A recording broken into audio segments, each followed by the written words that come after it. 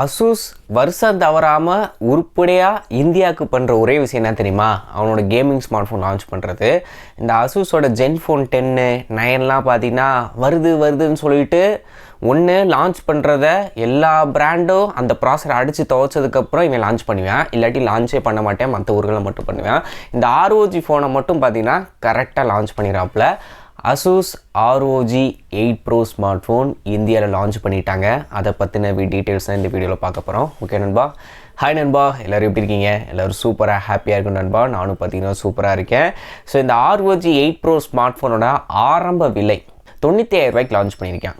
அதே இது 24 GB RAM 1 TBக்கான இன்டர்னல் ஸ்டோரேஜ் வேரியண்ட்டு 1,20,000 ரூபாய்க்கு பார்த்தீங்கன்னா லான்ச் பண்ணியிருக்கேன். இதோட எல்லாமே பார்த்தீங்கன்னா லட்சத்தில் தான் இருக்குது. ஸோ இந்த ஸ்மார்ட் ஃபோனோட சிறப்பம்சம் பார்த்தீங்கன்னா மெயினாக அவங்க ஃபோக்கஸ் பண்ணுறது கேம் பிரியர்களுக்காக தான் பார்த்தீங்கன்னா இந்த ஒரு ஸ்மார்ட் ஃபோனை அவங்க வந்து மேக்கே பண்ணுறாங்க.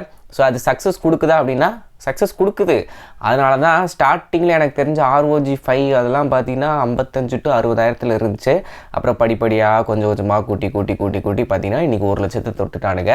ஸோ இன்றைக்கி சாம்சங் கேலக்ஸிக்கு ஈக்குவலாக பார்த்தீங்கன்னா இவனோட இந்த ROG ஸ்மார்ட் ஃபோன் வந்து நிற்கிது. இதில் என்னடா பண்ணியிருக்கீங்க? எப்பயுமே வழக்கம் போல் கேமிங் ஸ்மார்ட் ஃபோன் என்ன, அந்த ஏர் ட்ரிகர் இருக்கும், இன்னொன்று பெரிய டிஸ்பிளே கொடுப்பாங்க, பேட்ரி இருக்கும், அதுக்கப்புறம் எல்லா பக்கமும் பார்த்தீங்கன்னா மைக்ரோஃபோன் கொடுப்பாங்க.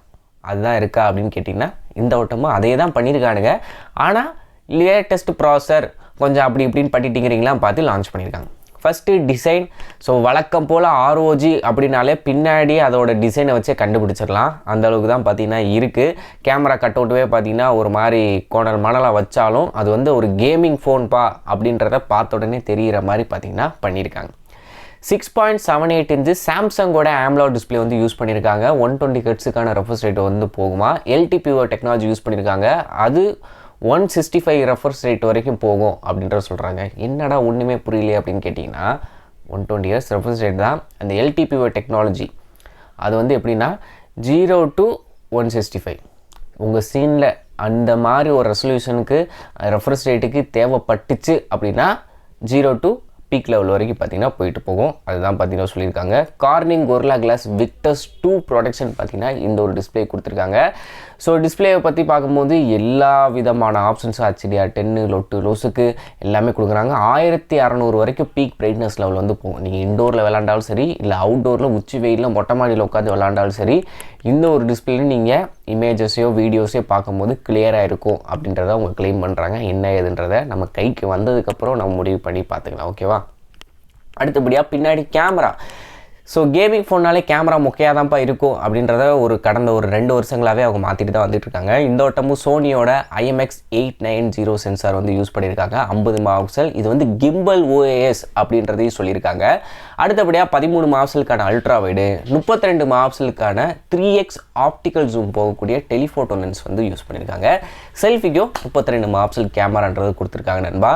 ஸோ கேமராலே எல்லா பக்கமும் ஒழுங்காக கவர் பண்ணியிருக்காங்க. இவங்களும் மேக்ரோ அது கொடுக்குற இது கொடுக்குறாம பிரைமரி 50 OAS இருக்குது, டெலிஃபோட்டோ லென்ஸ் கொடுத்துருக்காங்க, அல்ட்ரா வைடுமே 13 மெகாபிக்சல் கொடுத்துருக்காங்க, செல்ஃபிக்கும் 32 மெகாபிக்சல் கொடுத்துருக்காங்க.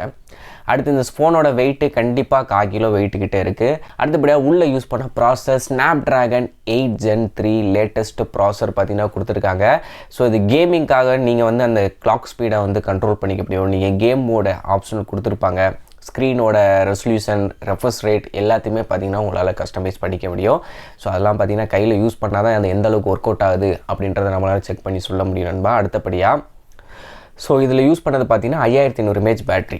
நம்ம இந்தியாவில் கொடுக்குறது வந்து பார்த்தீங்கன்னா 65 வாட்ஸ் சார்ஜர் வந்து பாக்ஸில் இன்க்ளூட் ஆகிருக்கு. அதர் கண்ட்ரியில் 30 வாட்ஸ் சார்ஜர் தான் பாக்ஸ்லேயே கொடுக்குறாங்க. குவிக் சார்ஜ் 4.0 எல்லாமே பார்த்தீங்கன்னா PD சார்ஜிங் சப்போர்ட் இருக்குது, எல்லாமே கொடுக்குறாங்க. அப்புறம் 3 மைக்ரோஃபோன் இருக்குது, கீழே சைடில் மேலே அப்படின்னு சொல்லிட்டு 3 பக்கமும் மைக்ரோஃபோன் கொடுத்துருக்காங்க. 5 மேக்னெட் கொண்ட ஸ்பீக்கர் பார்த்தீங்கன்னா உள்ளே யூஸ் பண்ணியிருக்காங்க. பொதுவாகவே எனக்கு ROG 5லேயே நம்ம சேனலில் ஒரு வீடியோ போட்டிருப்போம். அதுவே பார்த்தீங்கன்னா சவுண்டு செம்ம துல்லியமாக கிளியராக இருக்குது. ஏதோ ஒரு எக்ஸ்டர்னல் ப்ளூடூத் ஸ்பீக்கரை தூக்கிட்டு போனேன் அப்படி இருக்கும். அந்த அளவுக்கு மியூசிக் கேட்கும் போதே அதிரடியாக இருக்கும். இங்கிட்ட அங்கிட்ட அந்த 2.1 சரௌண்டிங்லாம் கேட்குறது வேறு லெவலில் இருக்கும்.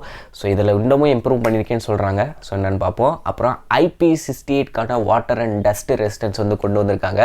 ஸோ மழை தண்ணி வெளியே எங்கேயா போகிறீங்க அப்படின்றப்ப மழை பெருசாக பெய்யுது அப்படின்னா எந்த ஒரு பிரச்சனையும் இல்லை, டக்குன்னு பேண்ட்டு பாக்கெட்டில் வச்சுட்டு நீங்கள் பாட்டுக்கு போகலாம்.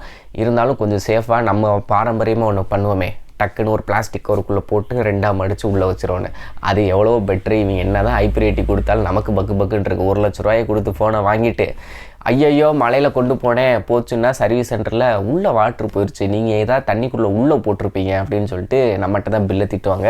ஸோ ஐபி ரேட்டிங் இருக்குது. நார்மலாக வேர்வைப்பட்டாலோ சாரல்கள் பட்டாலோ எந்த பிரச்சனையும் ஆகாது. மற்றபடி பார்த்தீங்கன்னா ஒய்ஃபை 7க்கான சப்போர்ட்டு, LPDDR5X ரேமு அப்படி இப்படின்னு சொல்லிட்டு எல்லாமே டாப் ஃபியூச்சர்ஸாக கொடுத்துருக்காங்க. 3.5 ஆடியோ ஜாக் இருக்குது. ஸோ எல்லாமே இருக்குது. ஆனால் என்ன ரேட்டு தான் குறை. 16 GB ரேம் 512 GB இன்டர்னல் ஸ்டோரேஜோட ரேட்டு 95,000 ரூபா. அதே இது 24 GB ரேமு 1 TB ஸ்டோரேஜோட ரேட்டு வந்து 1,20,000 ரூபா.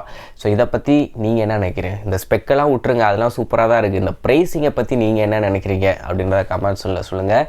நாளைக்கு இன்னொரு சூப்பரான வீடியோ வருது. ஏன்னா ஜனவரி மாதம்னாலே பார்த்தீங்கன்னா ஆஃபர் மாதம் தான். அதை பற்றி என்ன ஏதுன்றத வீடியோவில் போகிறேன். ஓகேவா? Thank you, by.